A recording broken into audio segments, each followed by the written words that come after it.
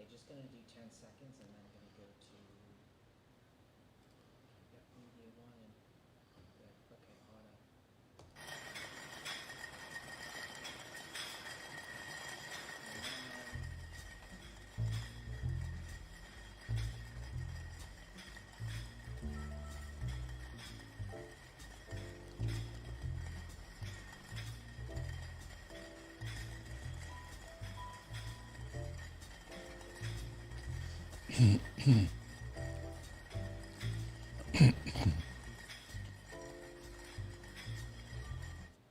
And we are the Coalition, loud and proud, outrage, porn-free, civilly disobedient media, broadcasting live on the worldwide Coalition Radio Network at coalitionradionetwork.com, facebook.com/the Coalition Radio, on the mighty Twitter at Coalition_radio. Well, joining us tonight in studio through the miracle of IP addresses virtually is someone who's very important to the immediate and near and long-term future of a city we love and a city we spent a lot of time in. Of course, I'm talking about the city of Pawtucket, Rhode Island. Anna Soares is on the line with us.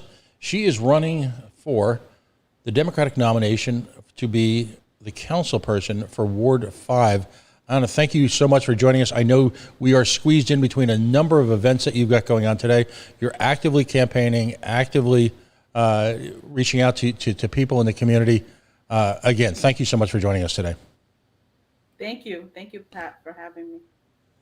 In the 15 or 18 minutes that we've got, what I'd like to do is really get a snapshot of what your goals are and what your, if you will, what's driving you to run to be a city council person in a city like Pawtucket. Pawtucket is a wonderful city, wonderful people, a lot of challenges, a lot of economic challenges, a lot of questions about the direction that it's looking to move in for the future. What's motivating you to run for city council? Well, Pat, I've been living in this city that I love so much since 1981. Wow. Came as a kid at 8 years old from the Cape Verde Islands. And so when I was approached and asked if I would consider running, usually I'm not, it's sort of like it's out of my comfort zone because I usually am in the back, I do all of that stuff. But, so to me, it was like, well, somebody in the community has to do it. So it might as well be me. I'm familiar with the community. I've been here for me and my family, and I have been here for over 40 years. Right. And so I just said, okay, let's do it. And there's a lot of reasons too why I chose to do it, because as a resident prior to running for council, I saw there was a lot of issues in the city that could be improved. A lot of things that were going on, I would talk to my neighbors about, and we would try to go in front of the council with concerns, and sometimes things were not taken care of. And so I think right now, one of the hugest thing that's happening is the affordable housing. And I was pretty shocked myself in my neighborhood because there was 2 houses across the street from me, and I live near Payne Park, Sales Avenue. And so, one of the owners, they were fixing up the house, and then I just wanted to be, I know all my neighbors. I go and greet them when they move in. I welcome them to the neighborhood. So I welcomed this gentleman, and I was asking him about, because he's from Massachusetts. I found out he's from Massachusetts, and he purchased that property, a 2-family, for $430,000. Wow. And I was like, wow. And then the other 3-family across the street from me was on the market for $540,000, and I heard that it sold for $70,000. And I was like, whoa. So we were in this conversation like, okay, what are you charging for rent?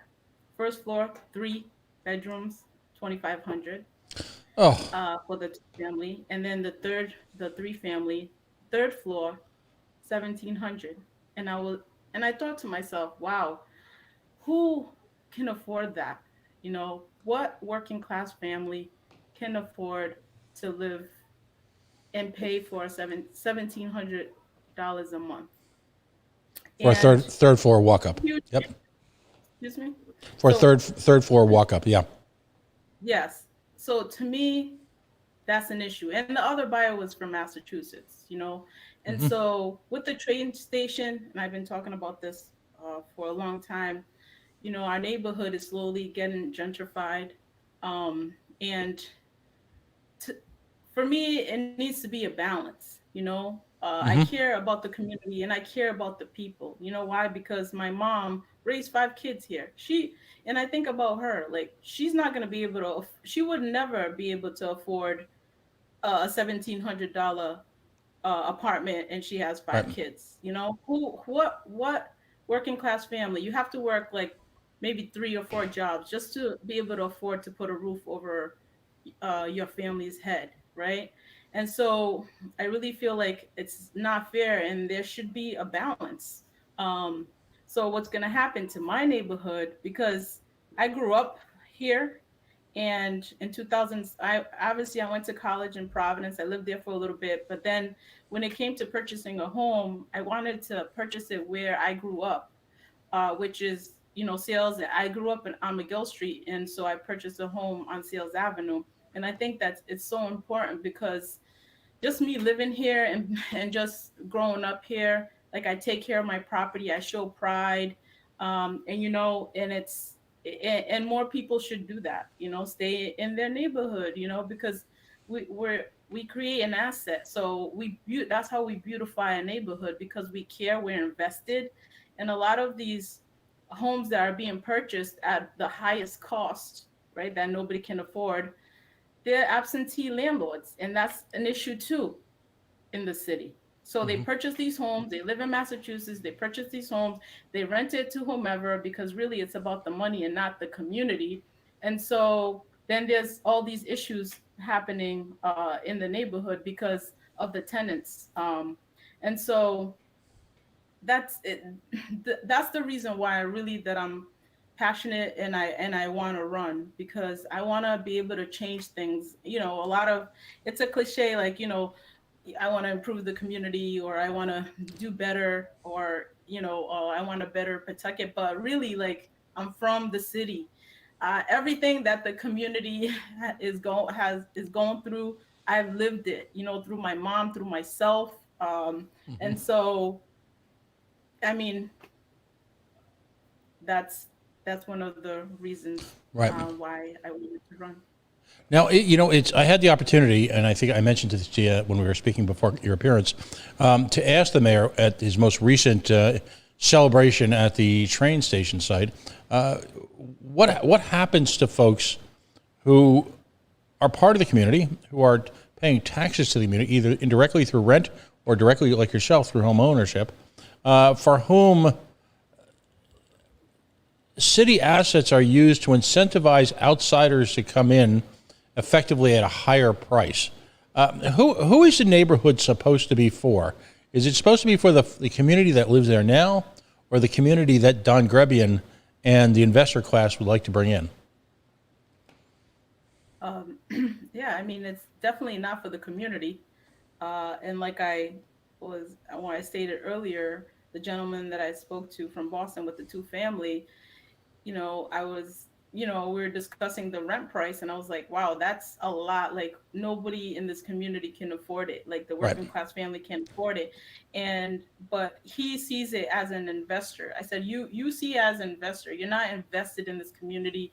All you are doing is taking from this community, which happens a lot, you know, with all of these factory buildings getting turned into luxury apartments.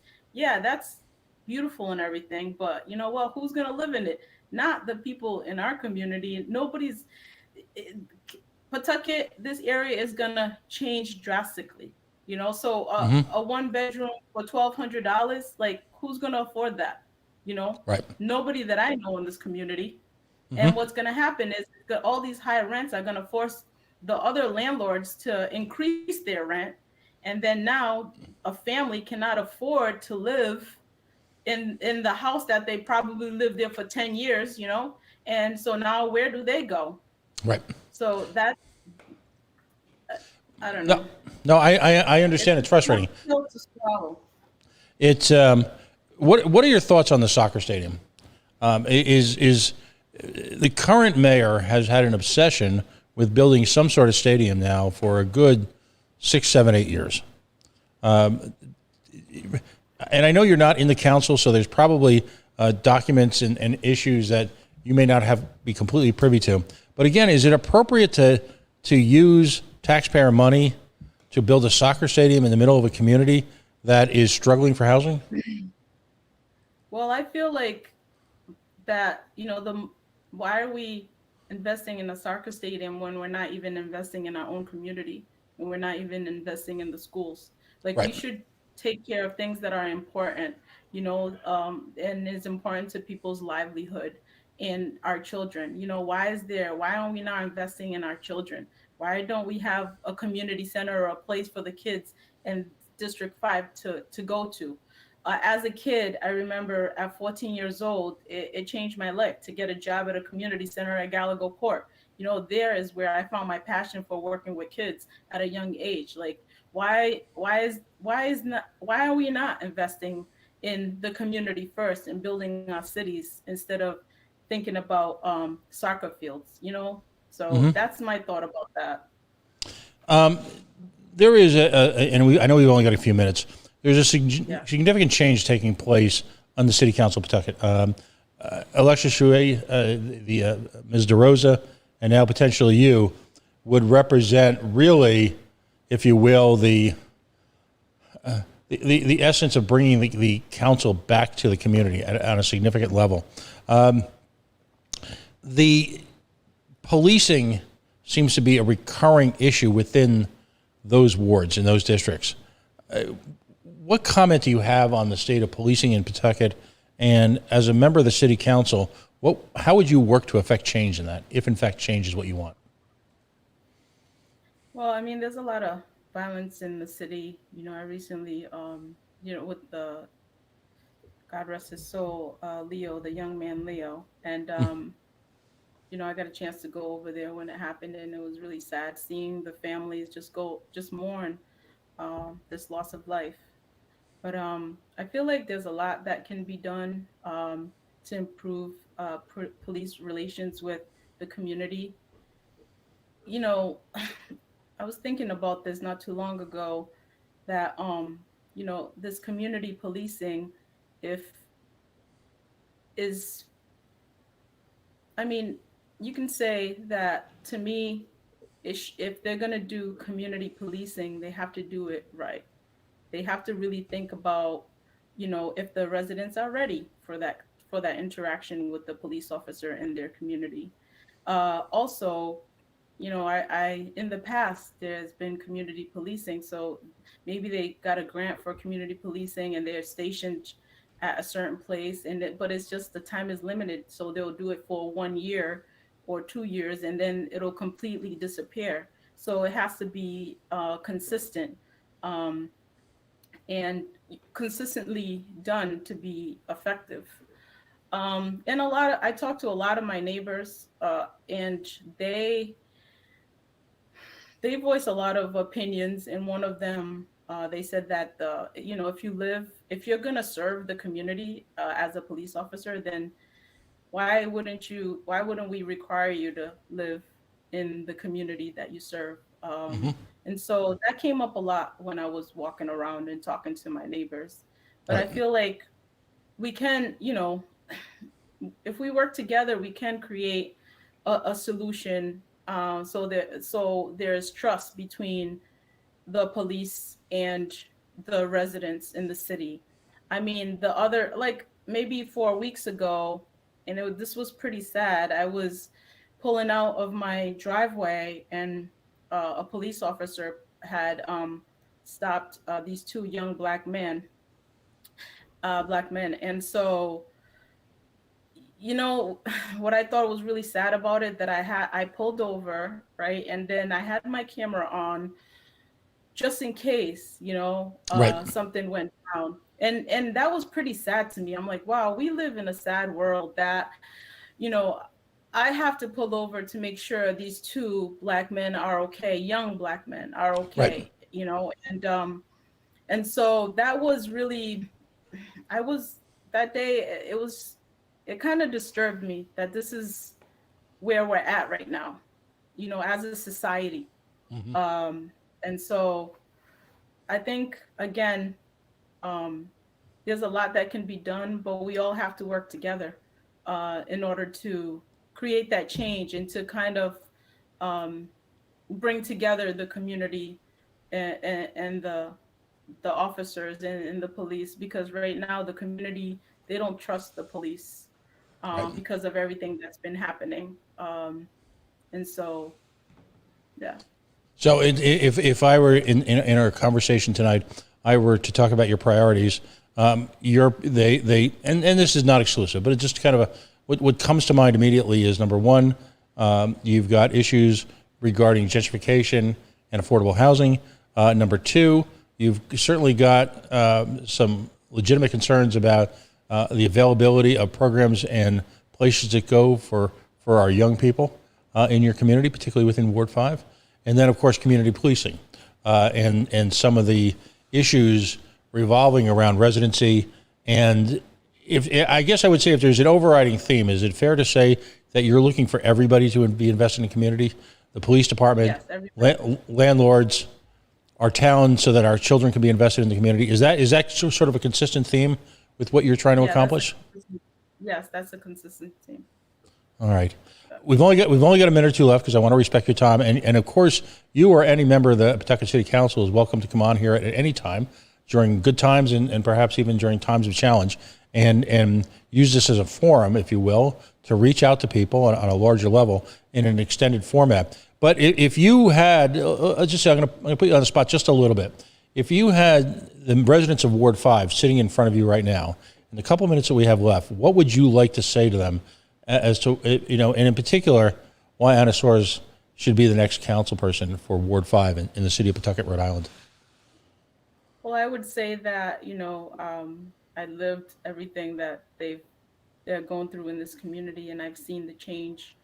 And, it's not a cliche about, taking care of your community, or it's really doing the work and listening to the community itself. Because a lot of times we think that we have the solution, or this is the problem in this community, but in actuality, we haven't even spoken to the residents that live here. And so that would be a message, that I will be your voice. I know it's a cliche thing, but I'm from the community. I live in the community, and I've been here for a long time. So I've known, and I've worked with at the schools and different nonprofit organizations, and that's what I would say. I would be the voice that you are looking for, because to me, community is first. You got to take care of your household, right, before you can take care of other people's households. So that's what I would say to them. Excellent. Well, it's clear you love this city, don't you? Yes. Why would I come back and raise my kids and buy a home? Like, my mom lives downstairs from me. Like, we've been in the same neighborhood for a long time. I know all the residents, my neighbors, and the kids here, and it's wonderful to see them grow up right in front of you. And so that's what we have to do as residents, get to know our neighbors. And because back in the day, growing up on McGill and Davis and Randall, like, all the neighbors knew each other, took care of each other, checked our kids, made sure that we were safe. And it was like a home away from home in the neighborhood, and you felt safe, you felt loved, and you felt supported. And that's something that, we can create, as people that live in this community. Excellent. Well, Anna, listen, thank you again for joining us in the midst of a crazy Friday. I really appreciate your time. No, and we will have you back again. The leadership that's arising from within the community that you so eloquently speak to is impressive, and I think it speaks well for the long-term future of the city. Have a great weekend. Work hard. I know you're going to be going door to door and canvassing and reaching out to people, but God bless and good luck. Thank you so much, Pat. All right, buddy. We are the Coalition, loud and proud, outrage, porn free, civilly disobedient, media broadcasting live on, the Worldwide Coalition Network. at coalitionradionetwork.com. Anna Soares is joining us for a quick conversation about her role, her goals, her ideals for the city of Pawtucket. Wonderful stuff. We're going to sign off right now. We'll be back a little later on at 9 o'clock with some national libertarian programming. Have a wonderful evening. And as always, look out all weekend. We're going to be popping up all over the city of Providence and the state of Rhode Island because we ask questions. That's what we do. Good night.